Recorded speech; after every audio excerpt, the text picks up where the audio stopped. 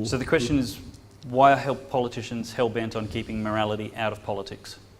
Pretty much. And also the other question is why even something like theocracy or using Christian ethics, for example, in the political landscape, why is this being discussed when we've already gotten rid of that 80 years ago or even longer? You mean separation of church and state? state? Separation of state and church. Okay, I'll answer the second part. You answer the first part, Mark? Well, I think the whole culture war battle is a contest of morality.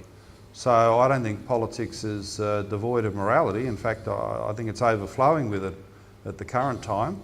And I don't support the morality of the cultural Marxism that they're pushing. So I think that's apparent, and I disagree with the basis of your question in that regard.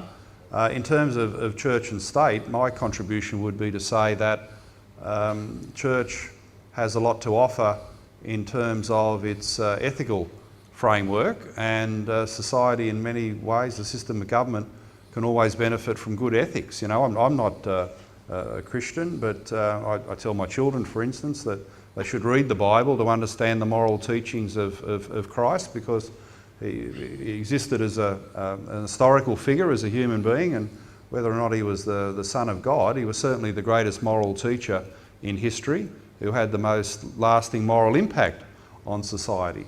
And his message through time has prevailed and needs to be understood in its historical context, but also its contemporary relevance. So I think all parts of society have got a contribution to make to our democracy, and you shouldn't rule the church out as an institution. Other institutions get to have their say. And if the church is based on good morality, which it tends to be, then it should have a valid say. So